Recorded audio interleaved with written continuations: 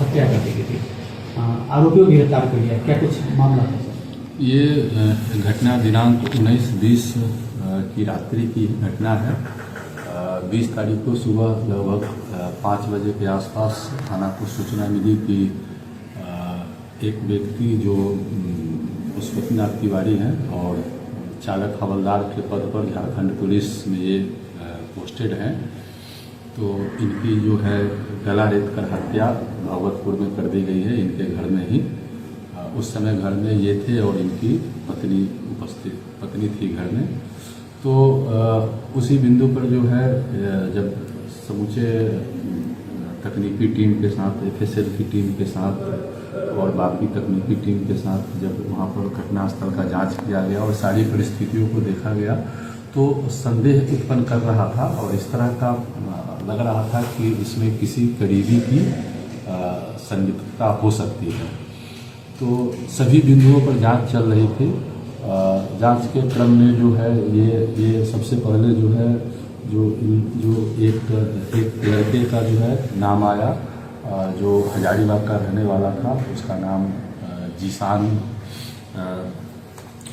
मोहम्मद जीसान अहमद जिलानी था। इसका सबसे पहले जो नाम आया, तो सबसे पहले इसको जो है हजारीबाग से पकड़ा गया। ये मृतक पशुपतिनाथ तिवारी का पुत्र है, इकलौता पुत्र है विशाल तिवारी, उसका जिगरी दोस्त है और पिछले 10-12 साल से ये साथ में इसकी दोस्ती है।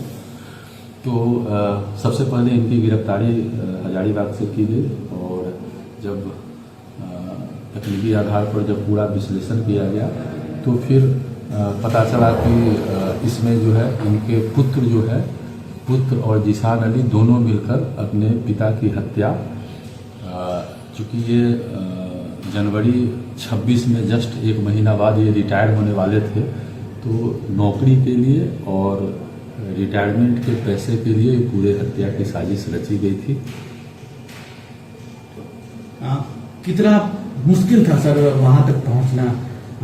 हजारीबाग से दोस्त के आधार पर पुलिस को सफलता मिली। ये शुरू में तो काफ़ी घटनास्थल पर जाने के बाद और मृतक तक को देखने के बाद वो दिल दहलाने वाली घटना थी।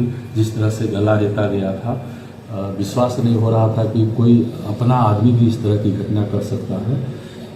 लेकिन जब लोगों से बातचीत की गई और जब सभी स्थितियों को देखा गया, उनके घटना के क्रम में गला रेतने के साथ साथ उनके अंगूठे का निशान, अंगूठे को भी काटा गया था, अंगूठा और दूसरी दाहिना अंगुली को भी काटा गया था, जिससे ये भी शक हो रहा था कि ये एक जमीन की 2 बीघा 4 कट्ठा जमीन की ये रजिस्ट्री कराए थे और उस रजिस्ट्री से जो ये रिटायरमेंट के बाद का जो सारा पैसा था वो उससे गांव में ज़मीन खरीदने वाले थे।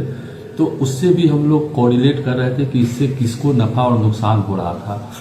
जब सभी चीज़ों को जोड़कर देखा गया और अनुसंधान के क्रम में पाया गया, जिसमें पुलिस अधीक्षक महोदय का लगातार उसमें निर्देश मिलता रहा और पाया गया कि इसमें बहुत नज़दीकी लोगों का संबंध है इस घटना से।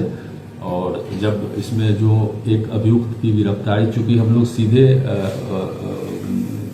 किसी अपने परिजन को जो है पूछताछ नहीं कर सकते थे, तो हम लोग जो भी CDR और बाकी जो तकनीकी हमारे पास साक्ष्य था उसका जब विश्लेषण किया गया, तो सबसे पहले हम लोग जीसान को उठाए और उसके से जब पूछताछ की गई तो उसके बाद सारी बात स्पष्ट हो गई।